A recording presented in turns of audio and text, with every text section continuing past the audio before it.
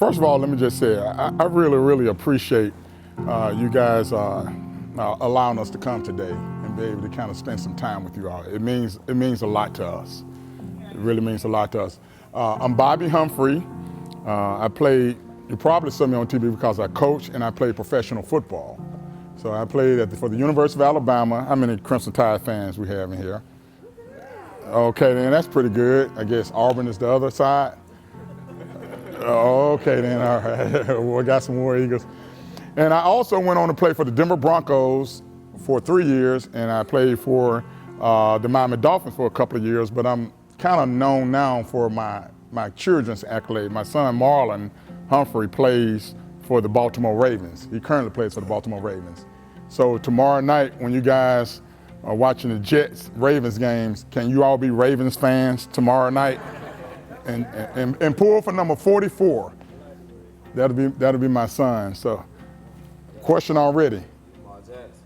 Lamar Jackson. Yeah, that's right. That's right. Hopefully he'll play tomorrow. He's got a little injury, but hopefully he'll play tomorrow. I'm currently working at Bryant Bank, and the people who have been having lunch with you, we work together at Bryant Bank, and we just at our bank. One of the things I love about working for the bank is give me a cue too, and let me know when my time is getting closer. I get up here and start rambling and talking, and I go 15 minutes, if you don't mind. I got 15 minutes plus. Okay, so check this out. We at Bryant Bank, the thing I love about my job is that they allow us to do things like this here.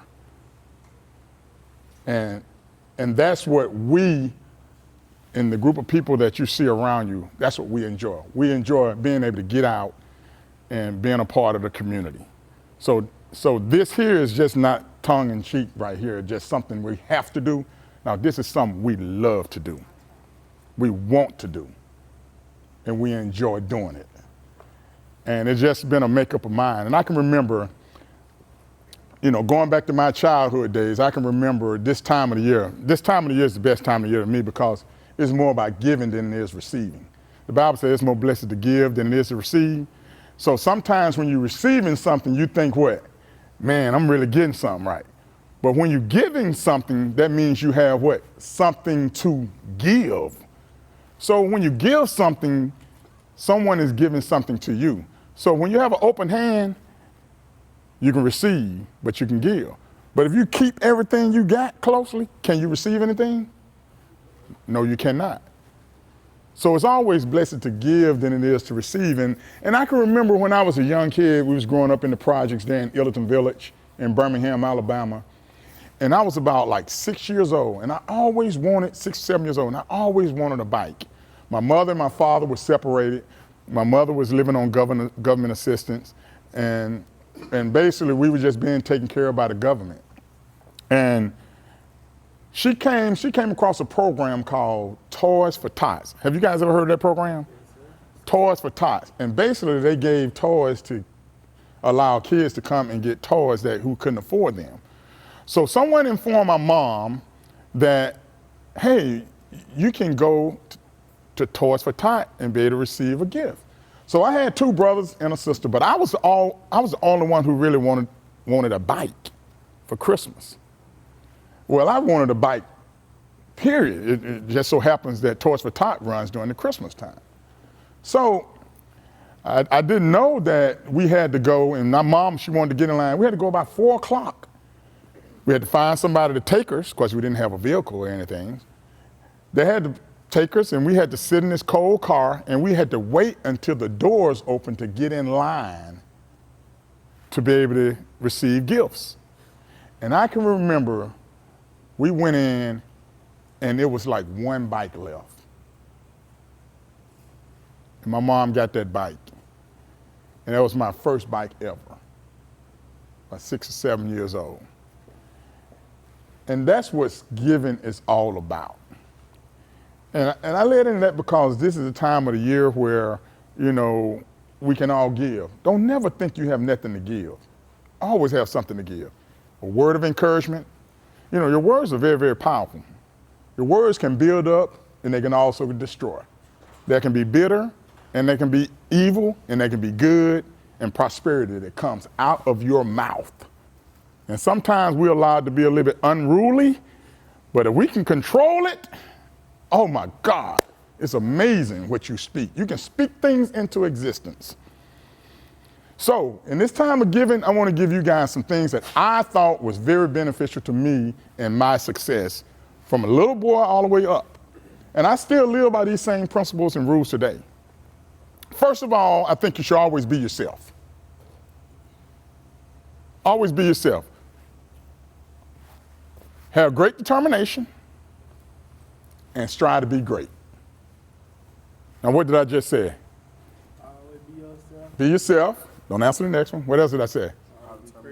Have determination, and he already said, and be great. Those three.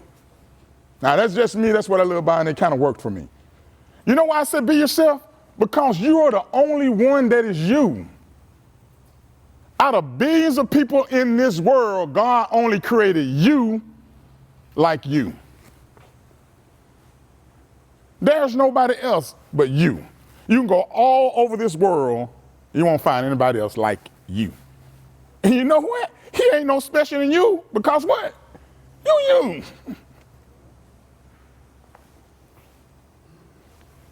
Always be yourself and never try to be no one else. Be determined.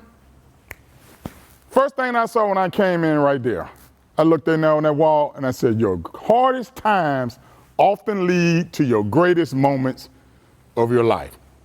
We was at the table and I asked the question. I said, man, who was at the table with me? I said, it was you, it was y'all three at the table with me. I said, what question I asked? You remember? Plane. Airplane. How many times did they fly the plane? How many times did the Wright brothers what? Try to fly that plane? Does anybody know? Multiple times. I can imagine they went up and that baby went crash down, boom, and it went up again, boom, and it went up again, boom. But today, how many airlines do we have now? You got American, you got Delta, you got Jet, Pep, you got all kind of them. Some of them you don't even know. You go to the airport and I walk in, I'm like, I never heard of that airline. But somebody had to attempt to fly that plane. So in other words, guys and young ladies, whatever you try in life, don't stop because you failed at it one time. Get up and try again. Call determination. Be great. And we'll end with that one. Being great. You know, being great, one thing about being great is, I tie one word to being great, and that's sacrifice. Sometimes you got to give up something for something much greater.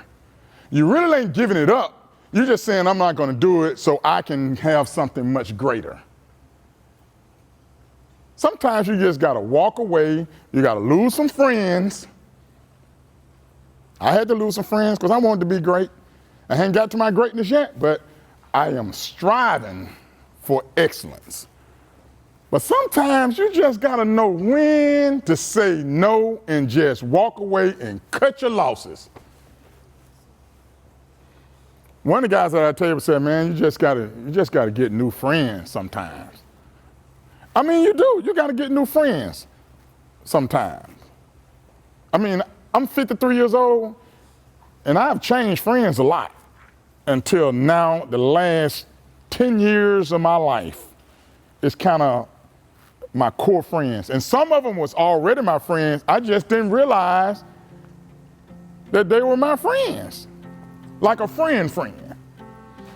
A friend will tell you when you're wrong. That friend can jeopardize the relationship because he went against you. You smiling like you know what I'm talking about. You know what I'm talking about on it. A friend will tell you when you're wrong. You know why he would tell you you're wrong? Because he wants you to be successful, or she wants you to be successful. That's the beginning of being great. You have to sacrifice, giving up something for something much greater. And I end with this scripture, which is one of my favorite scriptures. And it's John in 3:16. Anybody know what it says? Go with it.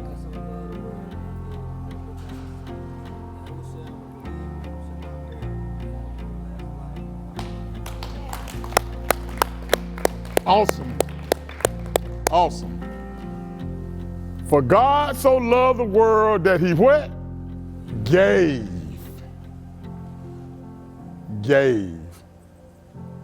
his only begotten son. He had one son, and what did he do with him? He gave him for you and I. And that's what this season is all about, is giving, and never lose hope of that.